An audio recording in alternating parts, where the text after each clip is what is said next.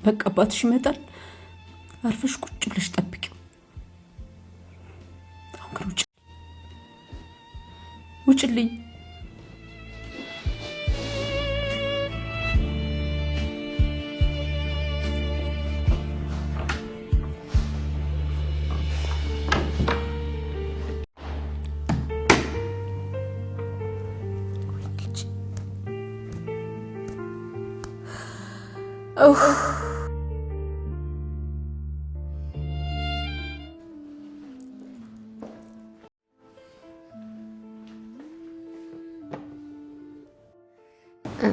ለዛ ወይ ዳጣይ ቆይ እዚህ ቤት ውስጥ ምንድነው የተፈጠረው?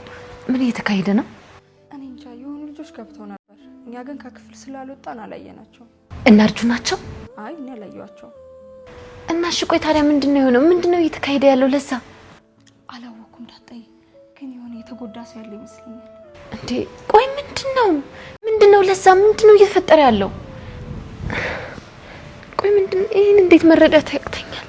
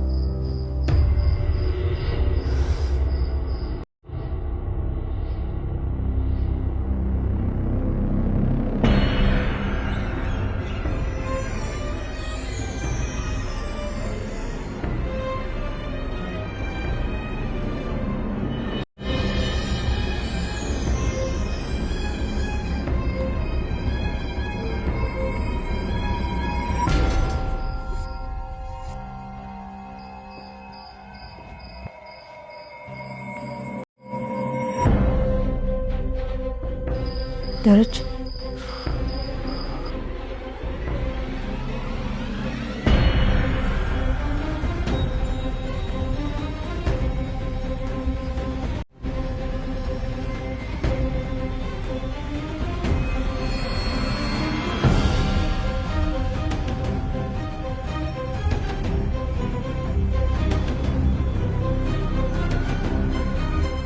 እጁ ላይ በሚጨሰው ጭስ መሃል እንባ አይኖቹ ላይ ሲያቀር ይታየኛል።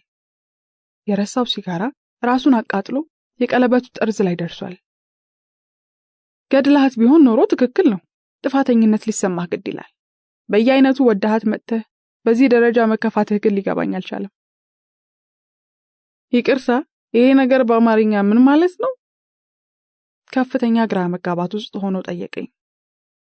በአማርኛ ዌልደን ማለት ነው። በሌላ ቋንቋ ደግሞ እሰይ ደግ አደረክ ማለት ነው። ከወራት በፊት ለተፈጸመ ድርጊት የሚያጸጽት ነገር የለም ለማለት ነው። በአግባቡ ከተጠቀምክበት አንተ እንኳን ለኔና ለጸዲ ለሌላም ትበቃለህ ማለት ነው። አላገጥኩ። መናደድ ፈለገና አነሰበት። መጮ ፈለገና ወደ ልጆቹ መኝታ ክፍል አይቶ ዝም አለ። እኔ ነኝ ጤነኛ ሚስት ያለኝ የመሰለኝ በየቀኑ የሚሸወደው። ይቅርታ፣ የት እንዳለው ረስቸው ነው የተናዘዝኩት። እብደትሽ ለኔ ሁሌም አዲስ ነው። በየቀኑ ፍቅርሽ ያሸንፈኝና ስነቃ የበለጠ አብደሽ አገኝሻለሁ። በበኩሌ እንደተበደልኩ አልተሰማኝም። ከኔ ያጎደልከው ፍቅር የለም። ቢኖር ኖሮ ሌላ ሴት ኖረችም አልኖረች ችግር ውስጥ እንገባ ነበር። ጸዲ በጣም አሪፍ ልጅ ናት። ከመተኛታችሁ በፊትም ሆነ በኋላ ወዳታለሁ። የምወዳት አንተን ለመጉዳት ወይም ነገር ለማሳመር ሳይሆን በጣም አሪፍ ልጅ ስለሆነች ነው። እስካሁንም አንተው ነው ጌታዬ። አረ በፈጠረሽ እንዲያው በፈጠረሽ በቃ ተይው አለና መደርደሪያ ላይ ካለው ስሙን እንኳን በውል የማላውቀውን የፈረንጅ አረቄ ያነሳና መቅዳት ጀመረ። መጠጥ ብዙ አይችልም። ነገር እያኘ ከመሆኑ ቢገባኝም ወደ መኝታ ልሄድ ተነሳው። ደስታዬ ሳትደብቂ ንገሪ፣ ከኔ ሌላ ወንድ ጋር ወጥተሽ ታውቂያለሽ? ለምን የምደብቅ መሰለ? ሆሆ ማንኛውም ጤነኛ ባለትዳር ሴት ከሌላ ወንድ ጋር ከሄደች ቢያንስ ለመደበቅ ትሞክራለች። የወፈፌ ነገር አሁን ገባኝ። ወጥተሻል? የት? በእናትሽ አታስቀይኝ ከሌላ ወንድ ጋር። ውይ 4 ቁስል ከተማው ላይ ሰው ያለ መስሏል። ከተማውን በሙሉ ሰው የሚመስል ሰው ነው የሞላው። 4 ፍራ። ምን ማለት ነው? የረባ ወንድ ስለጠፋ ነው እንጂ ያልሽ ነው? ምን እያልኩ እንደሆነ እርግጠኛ አይደለሁም። እሺ ይረባል የምትይው ሰው ቢገጥምሽስ? እሱን እርግጠኛ ሆኜ መናገር አልችልም። አልገጠመኝማ። ስለዚህ የረባ ሰው ከገጠመን በየፊናችን ብንሄድ ላንቺ ችግር የለውም። በበኩሌ ስንሄድ ነው የምንውለው። ምን ያህል ርቀት እንሄዳለን፣ ምን ያህልስ እውነቱን እንነጋገራለን ነው እንጂ። እንዳየሁት ከሆነ በትዳሩ ተወስኖ የሚኖረው 2% አይሞላም። እሱንም እርግጠኛ አይደለሁም። ሌላው እንደ ከዋክብት ደጅ ተበትኖ ነው የሚያድረው። ሆይ ጉድ! በአጭሩ ምን ማለት ነው የፈለግሽው?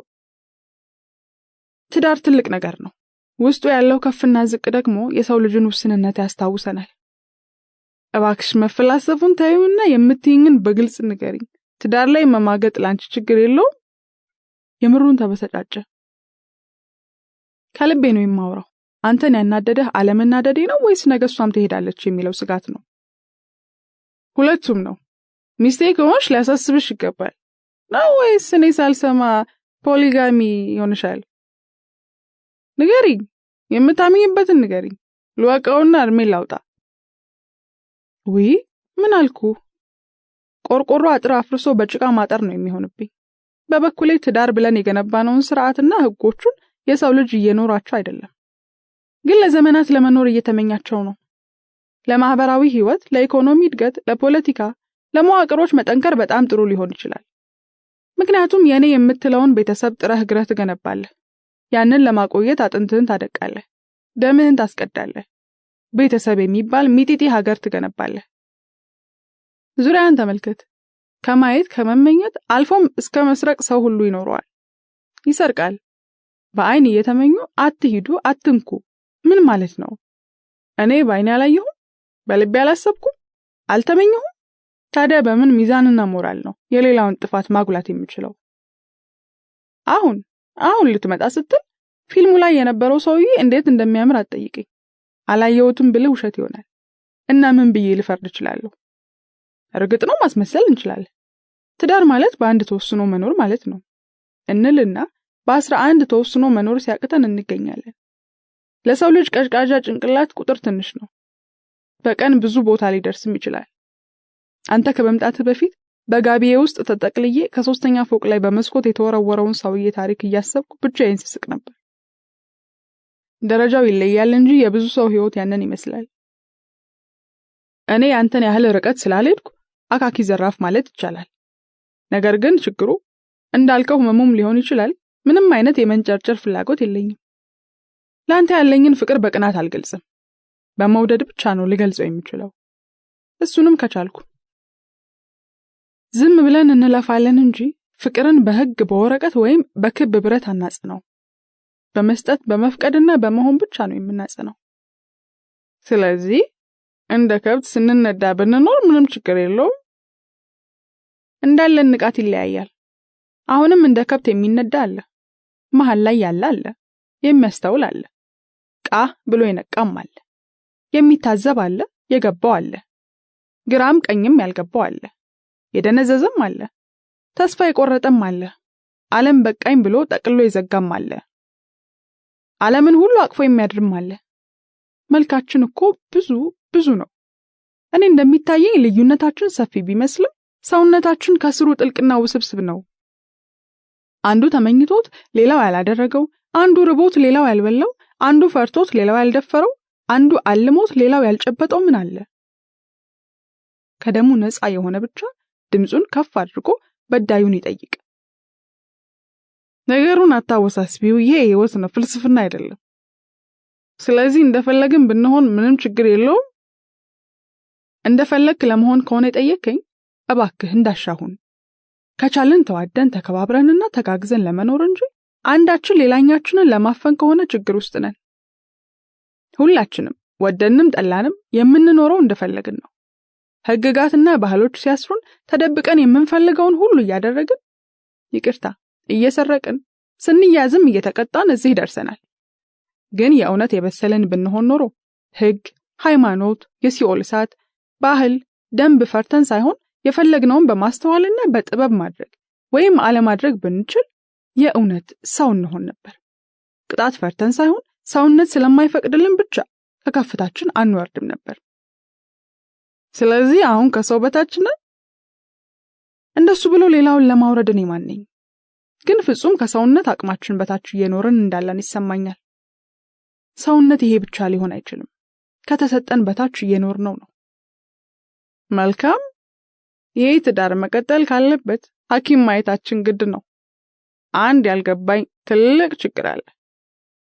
ጥሩ፣ እንሞክረዋለን። አሁን ግን እባክህ ትንሽ ልረፍ። ሚጢጢ ሰውነቴን ካቀፈው የሶፋ ሙቀት እንደምንም ብዬ አላቀቅኩና ወደ መኝታ ልሄድ ስል አንዳች ነገር ልቤ ላይ ተንቀዋለለብኝ። ማውጣት ነበረብኝ። እንግዳዬ ታውቃለህ አይደል? በጣም አሪፍ ምርጫ ነው ያለ። መልስ አልጠበቅኩም። ተንኮል ካዘለ ፈገግታ ጋር ወደ እንቅልፍ ቤት ገባው። አንዳች ደስ የማይል ስሜት ደረቴ ላይ ይንቀዋለላል። አልጋ ውስጥ ገባው። ግን እንቅልፍ ባይኖር ህይወት እንዴት ነበር አድካሚ የምትሆነው? ለደቂቃዎች ከፋሲካ መልስ ጠብቅ ይመስል ዝም አልኩ። በጣም ደስ ይላል። እግሮቿን አነባብራ ከተቀመጠችበት ሶፋ ላይ ያጣመረቻቸውን እግሮቿን እያቀያየረች እንደገና ተመቻቸች። ረጃጅም ወሬዎችን ያላንዳች ማደናቀፍ ስለምታዳምጠኝ ይሆን አብሬያት ስቆይ የነጻነትና የመቅለል ስሜት ውስጤ ስላለው ከፋሲካ ጋር ያለኝን ጊዜ ወድጄዋለሁ። ከራስ ጋር የማውራት ያህል ነጻነት አለው። አሮጌውን ሶፋ ፊቱን በመስኮት ወደሚታዩት አትክልቶች አዙሬ እቀመጣለሁ። እውነት ለመናገር ከሆነ እዚያ ክፍል ውስጥ ከፋሲካ ጋር ልቆይ ሌላ ዓለማትን አካልዬ ልመለስ እርግጠኛ አይደለሁም። ብዙውን ሰዓት ሳውራት ዞር ብዬ እንኳን አላያትም። ጭልጥ ብዬ በመስኮቱ ወጥቼ አትክልቶቹን፣ አበቦቹን፣ እንደ ምንጣፍ የተዘረጋውን ምቹ ሳር በአይኔ አካልዬ ስመለስ ለካንስ እየጠበቀችኝ ነው። ትረካዬን እቀጥላለሁ። አትክልቶቿ በጥሩ እጅ ተይዘዋል። የሚንከባከባቸው ሰው ያውቃቸዋል። ምን እንደጠማቸው ያውቃል። መነካት ሲናፍቁ፣ መታየት ሲፈልጉ፣ መሰማት ሲያምራቸው ይረዳቸዋል። ይታዘዛል። መታዘዝ ብቻም አይደለም፣ ለራሱም ታክሞ ታድሶና ነፍስ ዘርቶ ይሄዳል። ከሄድኩበት ዓለም ስመለስ ታሪኬን እቀጥላለሁ። ታሪኬን ልክ አየር ላይ እንደማጫወት አይነት ስሜት ነው የሚሰማኝ። ፋሲካም አትረብሸኝም። ሀገር አቋርጬ በረሃና ወንዝ ተሻግሬ ሲሄድ ትፈቅዳለች። አመፀኛ እንደፈለገ እንዲሆን ቦታ ሲሰጠው አመፁ ይጠፋበትና ይሰክናል። ጭራሹኑ ብሽቅ ጭምት ሊሆንም ይችላል። ጭምት ሁሉ ብሽቅ ነው እያልኩኝ አይደለም። ጭምት ጊዜውን ጠብቆ የሚፈነዳ ቦምብ ነው። ሰዓቱ ሲደርስ ምን ላይ እንደሚፈነዳ የማይታወቅ አደገኛ ተቀጣጣይ ነው። መራቅ እየተወራጩ የሚሄደውን እብድ አይደለም። እሱማ ለነገ ያሰበውን ተንኮል ሳይጠየቅ ይቀባጥራል። መፍራት የእብደታቸውን ጥልቀትና ስፋት የማያውቁትን ጤነኛ ጭምቶችን ነው። ፋሲካ የትኛውንም ሳይንሳዊ ወይንም ኢሳይንሳዊ ዘዴ እየተጠቀመች ሊሆን ይችላል። ዋናው ነገር ለኔ በደንብ ተመችቶኛል። ትግስቷ ትልቅ ነው። ጆሮዋ ሰሚ ነው። የምትሰጠኝ የማረፊያ ቦታ ሰፊ ነው። ቢሮዋ ትልቅ የሚባል አይደለም፣ ግን ምቹ ነው። በአራቱ የግድግዳ ማዕዘናት ታጥሬ አናቴ ላይ ጣሪያው ተከድኖብኝ እንዳለ አይሰማኝም። አይኖቼ በመስኮቷ አሻግረው ትንሿ የአትክልት ቦታ ላይ ሲያርፉ እኔም ታሪኬም አብረን እንነጉዳለን። በሰጋር ፈረስ ጋልቤ የማልጨርሰው ሰፊ መስመር ውስጥ ገባለሁ። እዚህ መስመር ላይ ያሻኝን ሁሉ መሆን እችላለሁ። ያንን ነፃ የሚያደርግ ቦታ ባትሰጠኝ ከአንዴ በላይም ላልመጣ እችላለሁ። እንደለመድኩት ወጥቼ እቀራለሁ። እርግጠኛ ነኝ አብሬያት ስቆይ በራሴ ሜዳ ላይ ነው የምጫወተው። ምን እንደምፈልግ ገብቷታል። ሜዳዬ ውስጥ አትገባም። እንደፈለግኩኝ እንደሆን ትተወኛለች። በዚህ ነፃነት ውስጥ እንኳን በዚህኛው ዘመኔ ያለፍኩበትን ይቅርና ያለፈውን የህይወት ዘመኔን ሁሉ ላስታውስ እችላለሁ። እርግጥ ነው ብዙ አፈርድሜ የሚያስበላ ስህተት እፈጽማለሁ። አቧራ አራግፌ ደግሞ እንደገና እነሳለሁ። ምናልባትም እንደገና ለመውደቅና ደግሞም በርትቶ ለመነሳት። ለረጅም ደቂቃዎች አይኖቼ አትክልቶቿ ላይ እንደተተከሉ ዝም ብለን ቆየን። የራሱ ሙቀት ያለው ዝምታ ነበር። አንዳችንም ዝምታችንን በማይረቡ የቃላት ምልልስ መስበር አልፈለግንም። ዛሬ ሙቀቱ ግን አይከብድም? ዝም አልሽ፣ ተጫውች እንጂ አልተባባልንም። ዝም አለን። ጋሽ ጸጋዬ ያለው አይነት ጸጥታ። አብረን ዝም እንበል፣ ከሰው መንጋ እንገንጠል፣ ለአንድ አፍታ እንኳን እንገለል፣ በእፎይታ ጥላ ስር እንጠለል፣ ዝም ብለን አብረን ዝም እንበል። እባክሽ አትክልት ውስጥ መሆን እንችላለን?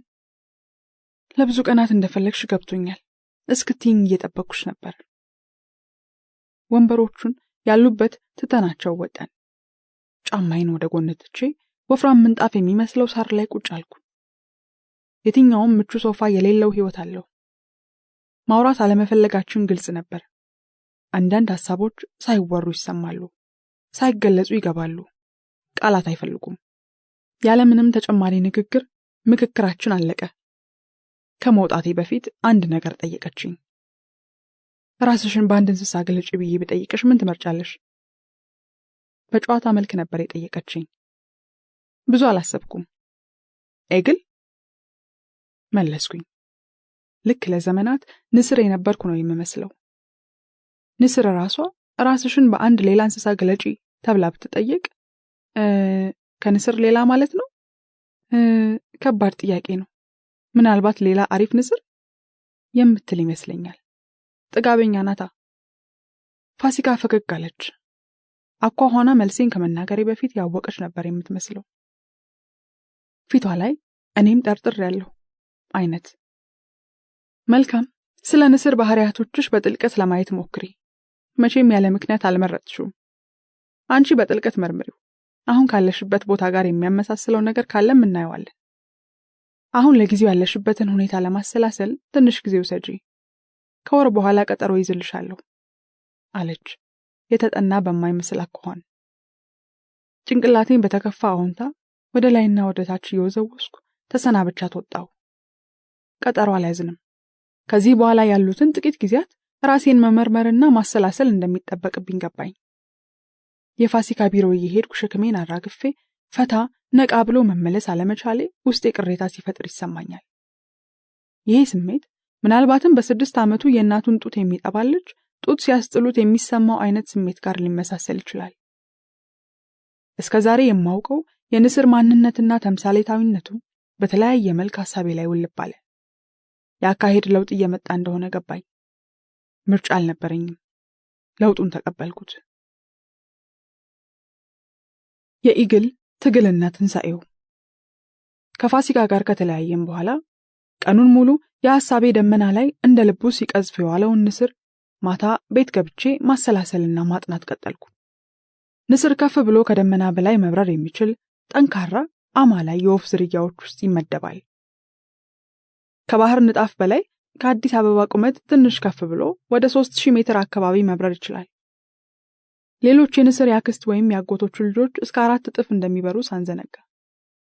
አዲስ አበባ ከቀውላሎቹ ዋና ከተሞች ዝርዝር ውስጥ ከዓለም 4ኛ ላይ መስፈሯን ታሳቢ አድርገን ማለት ነው። መሬት እንዳሉት ጠፍጣፋ ብትሆን ኖሮ ካደጉት ከተሞች ቢያንስ በቁመት ከፍ ብላ ጋራዎቿን ትከሻዋ ላይ ደርባ ዛፎቿን አናቷ ላይ ከምከም አድርጋ በኩራት ቁልቁል ታያቸው ነበር። ፓሪስ፣ ሮም፣ ለንደን፣ ዲሲና አምስተርዳም። በተለይ አምስተርዳም የዓለም ድንክዮቹ ዋና ከተሞች በመሆናቸው በከፍታዊ ቅናት በመነሳሳት የከፍታ ቅናት የሚባል ነገር እንዳለ እናስብና ምናልባትም እነዚህ ድንክዬ ከተሞች አዲስ አበባን ዋና የከፍታ መናገሻቸው ያደርጓት ነበር። ትልቁ ምኞታቸውም ከዓለም እንደሷ ከፍ ብሎ መታየት ሁሉ ሊሆን ይችላል። እርግጥ ነው ከአዲስ አበባም በአቀማመጥ ከፍ ያሉ ሌሎች 3 ከተሞች ቢኖሩ እንደ አዲስ አበባ አዲስነት ብቻ ሳይሆን አበባነትም ያንሳቸዋል ብለን እናስብ። አዲስ አበባ ላላት ከፍታ ምናልባትም ከዓለም ውድ የመሬትና የቤት ዋጋ ሪከርድ ባለቤት ያደርጋት ይሆናል። አሁንም አለመሆኗን እርግጠኛ መሆን ከባድ ነው። ምናልባትም እንደ ብዙ የሀገሬ ጡረተኛ ዋናውን ቤት አከራይቶ ሰርቪስ ቤቶች ውስጥ እንደሚኖረው ወይም የአዲስ አበባ እምብርት ላይ ያለውን የድሮውን ቪላ ባለዛኒ ጋባ ጣሪያ ቤቱን ለቀጣዩ ትኩስ ትውልድ አከራይቶ ዙሪያውን ሄዶ እንደሚሰፍረው እኛም አዲስ አበባን በከፊል አከራይተን ብዙ ታላላቅ ሌሎች ከተሞችን ልንገነባ እንችላለን። ማለቴ አሁን ካሉንም በላይ። አሁን ሌሎች ታላላቅ ከተሞች የሉንም ለማለት ፈልገሽ ነው? እንዳልባል ፈራው መሰለኝ። ዘንድሮ ሰው ሁሉ ሆደ ባሻ ሆኗል። ማን ማንን ሆደ ባሻ እንደሚያደርገው እንኳን መለየት ይከብዳል። ሁሉም በየፊናው ሆዱ ባሻ በባሻ ሆኗል ብል ማጋነን አይሆንም። የሰው ልጅ ከፍ ብሎ የመታየት ረሃብ ጥሙ እስኪቆርጥለት ድረስ ግን ከፍታ ከፍ እንዳለ ይዘልቃል ብዬ አምናለሁ። ይሄ ከፍ ማለት አባዜ እኔን አይመለከትም ብዬ መካድ ይከብደኛል። ለምን ማለት ጥሩ ነው። ለስራና ለሌሎች ጉዳዮች ብቻም ሳይሆን ለወክ እንኳን ስወጣ ሳይቀር ከተረከዙ ትንሽ ከፍ ያለ ጫማ ባደርግ ደስ ይለኛል። ለወክ ደፍሬ የማላደርገው በ5 ደቂቃ ውስጥ ከማማሩና ከፍ ብሎ ከመታየቱ በላይ ምቾትና ጤና ማሳጣቱና ማወላከፉ ያመዝንና በባዶ እግሬ ሊያስኬደኝ ይችላል በሚል ስጋት ነው። የቁመቴ ማጠር የሚያሳስበኝ እንደ ሌሎቹ ኩዮቼ ጎላ ብዬ ባለመታየት አይደለም። ሰዎች ሳያዩኝ እላዬ ላይ ሊወጡብኝ ይችላሉ የሚል ጥልቅ ፍርሃት ውስጥ ስላለ ነው። ድንገት ቢጨፈልቁኝስ? እኔ ለደህንነት ይሰጋለሁ ብዬ ብክድ ደስ ይለኝ ነበር። እርግጥ ነው ከጓደኞቼ እኩል አለመታየትም ሌላ ቁልፍ ምክንያት ነው። ለምን እክዳለሁ? ለሁሉም ከፍታ ደስ ይላል። ምናልባትም ዝቅ በማለት ውስጥ ያለውን የተለየ ሚስጥር እስክንረዳው ሊሆን ይችላል። ይሄ አእምሮዬ ሐኪም ያልደረሰባቸው ትላልቅ ሽንቁሮችም አሉት። ከንስር ከፍታ አንስቶ እስከ አዲስ አበባና የራሴ ከፍታና ዝቅታ ድረስ በደቂቃዎች ውስጥ የሚያፈሰኝ የሆነ ሽንቁርም አለ። ወደ ቀደመ ሐሳቤ ስመለስ ንስር ከርቀት አነጣጥሮ ያያል። እይታው ጤፍ ያስለቅማል። በእይታው ጥራት የታመነ ነው። ከሰዎች እይታ እስከ 8 እጥፍ ድረስ መመልከት ይችላል። አነጣጥሮ ከቀዘፈ አይስትም። አፈፍ አድርጎ ይጠልፍና ያሰባትን በታትኖ ጎርሶ ያድራል። ለሰዓታት ከደመና በላይ ይበራል። ከሌሎች የወፍ ዝርያዎች ጋር አይቀላቀልም። ክፉኛ የሚተማመንባቸው ጠንካራ መንቆርና ጥፍሮች አሉት። እነዚህ መሳሪያዎቹ ከራሱ የሰውነቱ ክብደት የሚበልጥ ግዳይ መጣል ያስችሉታል። ንስር በተፈጥሮ በንፋስ ወጀብ መፈተን ያስደስተዋል። የአየሩ ግፊት በጨመረ ቁጥር የሚንሳፈፍበትን ኃይል ይጨምርለታል። ከንፋሱ ጋር አይታገልም። ይልቁንም በበለጠ ፍጥነት ለመብረር ይጠቀምበታል። ፈታ ብሎ የንፋሱን ግፊት ይከተላል። ነዳጅ ይቆጥብለታል። አዲስ ያገኘሁት ግኝት መገረምን ጭሮብኛል። በአፈ ታሪክ እንደሚነገርለት ከሆነ እስከ 70 ዓመት አየሩን እየቀዘፈ መኖር ይችላል። ነገር ግን ለ70 ዓመታት ለመቆየት በ40 ዓመቱ አካባቢ ስር ነቀል ለውጥ ወይም ትንሣኤ ማድረግ አለበት። እጅ መስጠትና የድሮውን ማንነቱን በቃኝ ብሎ መሸኘት ግድ ይለዋል። ይሄ የሽኝት አካሄድ ግን ቀላል ሂደት አይደለም። የሚመካበትን እኔ እኮ እያለ የሚሸልልበትን ጡንቻውን የሚያሳይበትን ጥንካሬውንና ህልውናውን የሚሸኝበት ከባድ ሂደት ነው። ነገሩ የሚጀመረው እንዲህ ነው። ንስር ወደ 40ኛ ዓመቱ ሲጠጋ የሚተማመንበት መንቆሩ መታጠፍ ይጀምራል። የሚያድንበትና የሚበላበት ቢላ ይደክማል። ክንፎቹና ላባው ቆዳው ላይ መጣበቅ ይጀምራሉ። ከፍ ብሎ መብረር፣ ማደን ዘበት ይሆናል። በዚህ ጊዜ 2 ምርጫዎች አሉት። አይኑ እያየ ሞቱን በጸጋ መቀበል ወይንም ደግሞ ከጀማው ተነጥሎ ትንሣኤውን መቀበልና እድሜውን በ30 ዓመት መጨመር። ትንሣኤውን ከመረጠ ብቻውን ከፍ ወዳለ ተራራ ላይ በመውጣት ከባድ ውሳኔ ይወስናል። የሚመካበትን ትልቁን ጉልበቱን መንቆሩንና ጥፍሮቹን በራሱ ኃይል ከግንድና ድንጋይ ጋር እያጋጨ ይነቅላል። ይህንን ለውጥ ካካሄደ በኋላ ቀስ በቀስ መንቆሩና ጥፍሮቹ እንደ አዲስ መብቀል ይጀምራሉ። በዚህ ጊዜ ደግሞ ክንፎቹንና ላባዎቹን መነቃቀል ይቀጥላል። ከጥቂት ጊዜ በኋላ እንደ አዲስ ጠንካራ ክንፍ ያበቅላል። አዲስ ሕይወትና ጉልበት ይሰጡታል። ይህንን ፈታኝ ሂደት ለማለፍ 5 ወራት ሊፈጅበት ይችላል። ሳይንሱ ይህን ያህል ጊዜያት ያለ ምግብ ሊቆይ አይችልም ቢልም አንዳንድ አጥኞች ደግሞ ሆዱ ላይ ያለው ኮሮጆ መሳይ የምግብ መቋጠሪያ ለረጅም የችግር ቀናት ያግዙታል ብለው ያምናሉ። ንስሮች ጥጋበኞችም ናቸው። የሞተ እንስሳ አይነኩም። ያንዣብባሉ፣ ያነጣጥራሉ፣ ነፍስ ያለውን ያድናሉ። ቅርጥፍ አድርገው በልተው የተረፋቸውን ይዘው ወይንም ትተው ጉዞ ይቀጥላሉ። ሌላው ትልቁ ብቃታቸው ለለውጥ ያላቸው ቆራጥነት ነው። እናት ንስር አዲስ የተፈለፈሉ ጫጩቶቿን የምታስተምረው ጎጆአቸው እንዳይመቻቸው በማድረግ ነው። በምቾት ውስጥ ተደላድለው ከተቀመጡ ጥገኛና ደካማ ንስሮች ሆነው ይቀራሉ በሚል ስጋት ይመስላል። መጀመሪያ ጎጆአቸው እንዲቆረቁራቸውና እንዳይቀመጡ ታደርጋለች። አሁንም ካልበረሩ ጎጆውን ምንቅርቅሩን አውጥታ ታፈርሰዋለች። አዳሚም ብቸኛ ምርጫዋ መብረር ይሆናል። ንስር በተለያዩ እምነቶች ትልቅ ቦታ የሚሰጠው የወፍ ዘር ነው። መልእክተኛ፣ ሁሉን ተመልካች፣ ፈጣሪንና የሰዎች ልጅ የሚያገናኝ፣ ታማኝ፣ ሐቀኛ፣ ጠንካራ፣ ወኔያም ጥበበኛ አድርገው ይስሉታል። ክርስቲያኖች ከክርስቶስ ትንሣኤ ጋር የሚያገናኙታል። ስለ ንስር የበለጠ በመረመርኩ ቁጥር ምን ላይ እንደቆምኩ እየገባኝ መጣ። ፍርሃት፣ ብርታት፣ ጥንካሬ፣ ሽሽት፣ መልሶ ደግሞ ብርታትና ወኔ እየተቀባበሉ ተጫወቱብኝ። ቆሜ ያለሁበትን ቦታ እንዳዲስ ማየት ጀመርኩ። የነበረኝ ምርጫ ካለሁበት ውዝግብ ጋር በደመነፍስ መነዳት ወይም ደግሞ እንደ ንስሯ ዞር ብሎ ከራስ ጋር ጊዜ ወስዶ መማከር፣ የማያስፈልገውን ሸክም አራግፎ መታደስና ትንሣኤን መቀበል ብቻ ነበር። እንደ ደነዘዙ በብዥታ ውስጥ ከመቆየት ይልቅ ዓይንን ሙልጭ አድርጎ በእንዶድ አጥቦ በጥራትና በጥልቀት መመልከት፣ ቀጥሎም በሙሉ አቅምና ልብ ሕይወትን መቀጠል። ምርጫው የኔ ብቻ ነበር።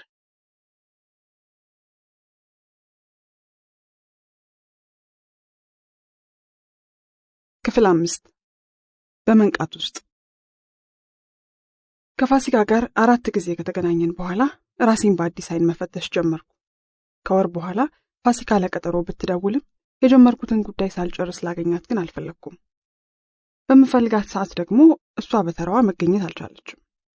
በዚህ 4 ወራት ውስጥ ሕይወትን በጥልቀት እያጣጣምኳት ነበር።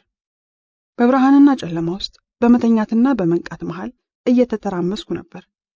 እንደ ወርቅ በእሳት እየተፈተንኩና እየቀለጥኩ ነበር። አንዳንዴ በፍርሃት ብትንትን ይወጣና ተመልሶ ደግሞ ጠንካራው ማንነቴ እንደነጠረ ወርቅ ይወጣ ነበር። ከ4 ወራት በኋላ ፋሲካ ጋር የመጣሁት የነበርኩበትን ላጫውታትና ላመሰግናት ነው። ሞቅ ባለ አቀባበል ተቀበለችኝ። ጠፍቼ መቆየቴ በመጠኑ እንዳሳሰባት ሸቶኛል። ጥሩ ነው፣ ለአንድ ወር እረፍት መውሰድ እንደዚህ ረዥም ከሆነ። አባባሏ ውስጥ የወዳጅነት መንፈስ አለ። ይህንኛውን ስሜት አላውቀውም። ምናልባትም ጠፍቼባት ስለመጣው ያቀረበችልኝ ማበረታቻ ሊሆን ይችላል። በረንዳዋ ላይ አረፍ እንድል ጋበዘችኝ። የውጭው አየር ሁሌም ሕይወት አለው፣ ያበረታል። ቤት ውስጥ ካስጨነቅነውና ካቃጠልነው አየር በጣም ይለያል።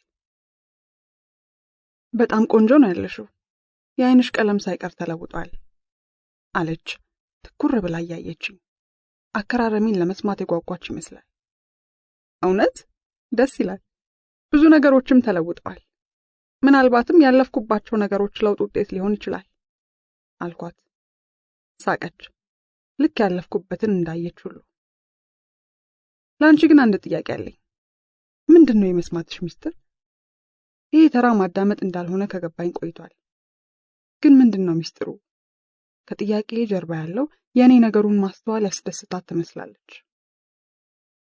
ብዙ ሚስጥር የለው። በእኛ ሙያ ማዳመጥ ትልቁ ቴራፒ ነው። ለእኔ ግን ከዛም በላይ ነው።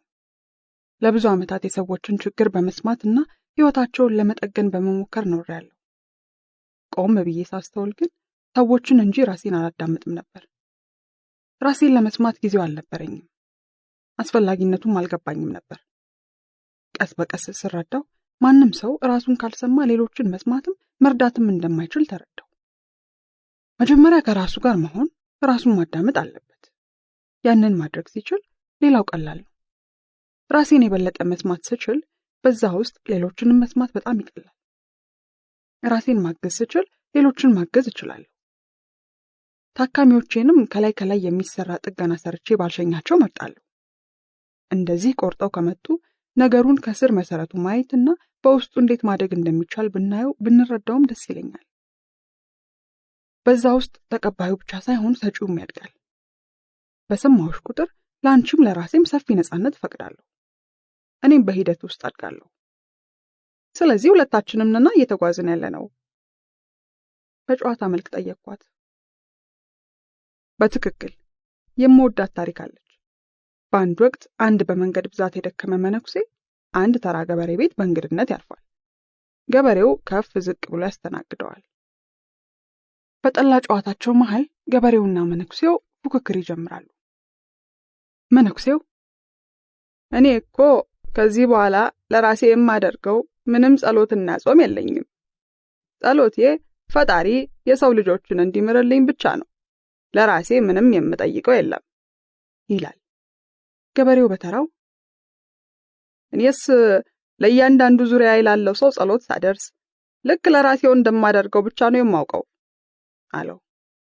ለራሳችን ያልቀመስነው ለሌሎች መስጠት ይከብዳል። አሁን እንዴት ነሽ? ከበፊቱ ምን የተለየ ስሜት ይሰማሻል?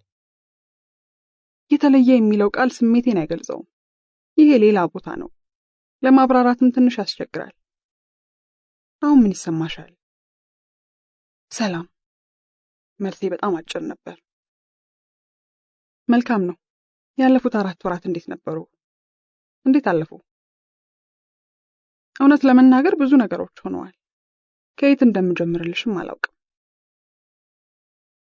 አሁን አዲስ የማያት ደስታዬ ደስተኛ ናት? ደስተኛ የሚለው ቃል አይገልጸውም። ሌላ ቦታ ነኝ። ደስታና ሐዘን ምን እንደሆኑ ምንጫቸውን የማይበት ቦታ ላይ ነኝ። ላለፉት ጥቂት ዓመታት የተለያዩ ሐኪሞች እንዲያዩኝ የምገደደው ወይም የምፈቅደው ምናልባትም ለቤተሰቦቼ ብቻ ላይሆን ይችላል። ሁሌም የሆነ የጎደለ ነገር ውስጤ ነበር። በጣም ትልቅ ጉድጓድ አይነት ይመስለኛል። ብዙ ትልልቅ የህይወት ስኬቶች ለእኔ ብዙ ትርጉምና ጣዕም የላቸውም። እስካሁን ያለፍኩበትን በጥልቀት ሳየው የምጋጨው ከሌሎች ሰዎች ጋር፣ ከአኗኗር መዋቅር፣ ከባህል፣ ከህይወትና ከፈጣሪ ጋር ብቻ ሳይሆን ከሁሉም በላይ ከራሴ ጋር ነበር። ከቤተሰብና ከማህበረሰብ ጋር የአመለካከት የመረዳትና የአኗኗር ልዩነት ሲኖረኝ ሳልወድ በግድ እጋጫለሁ። ችግሩ ግን እሱ ብቻ አይመስለኝም።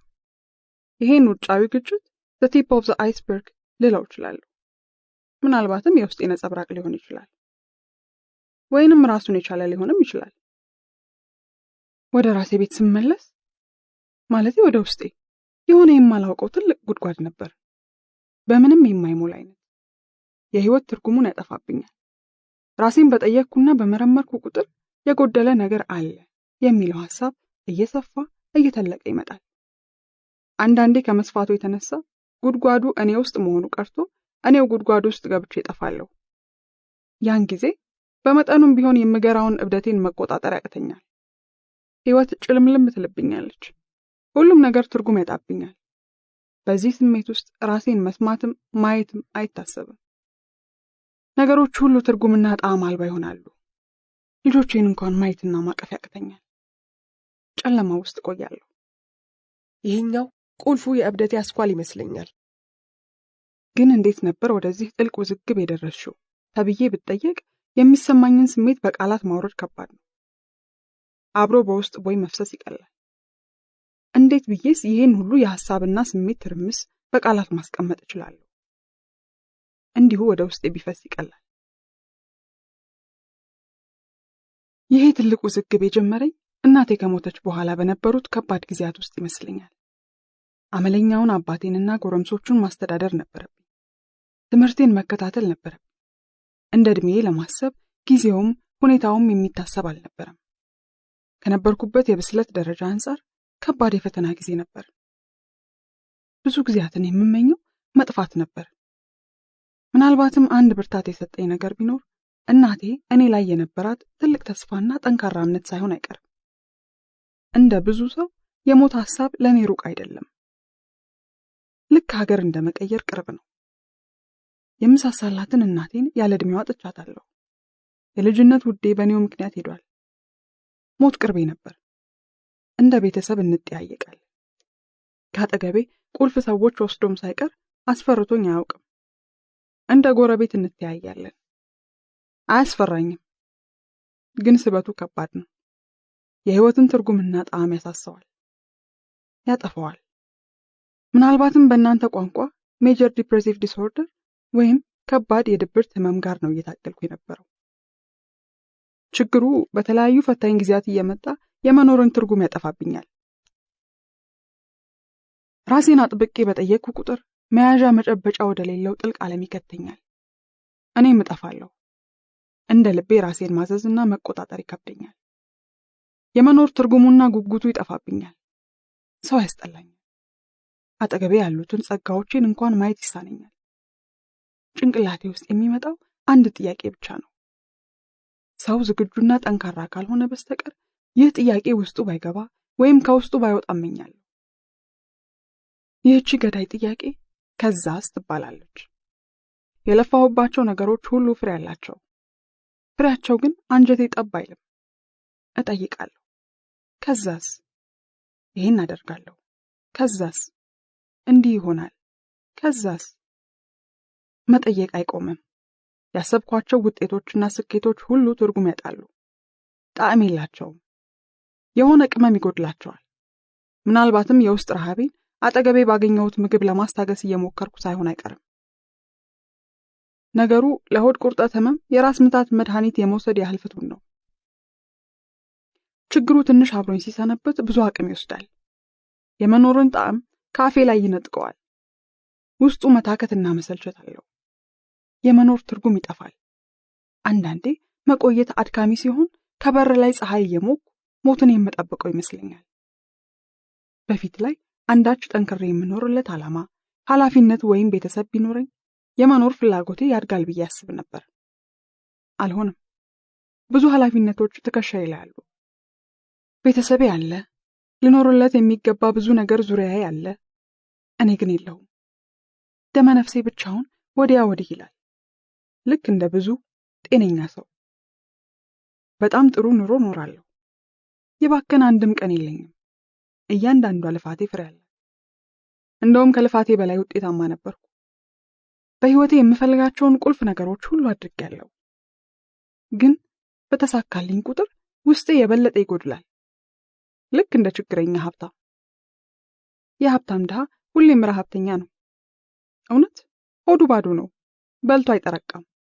እህል አንጀቱ ጠብ አይልም። ሌላ ጉድጓድ ይቆፍራል። ሌላ ስራ ይሰራል። ሌላ ሚሊዮኖች ወደ ሂሳቡ ይገባል። እርካታ ማጣትና ተስፋ በመቁረጥ ውስጥ ሆኖ ሌላ ሚሊዮኖች ይሰራል። እጠግብ ይሆን በሚል ተስፋ። የሁለታችንም ችግር ተመሳሳይ ነው። ችግረኛው ሀብታም ጥንካሬው ረሃቡ አለመርካቱ ነው። የረካ ቀን ይሞታል። ተኝቶ ያድራላ። ረሃቡ ቀን ከሌት እንደ ማሽን ያሰራዋል። ይለፋል። ነፍሱ ደንግጣ ጸጥ ብላ ቆማለች። የምትጠይቀው ሌላ፣ የሚቀርብላት ሌላ። ለሺዎች የሚተርፍ ጎተራ ይሰበስባል። በቁጥሮች ላይ ቁጥር ይደምራል። የበለጠ ባገኘ ቁጥር የበለጠ ይራባል። ይሰራል፣ ይለፋል፣ ያገኛል። የተስፋፋበትን ረሃብ የሚያህል ሌላ አዲስ ጉድጓድ ይምሳል።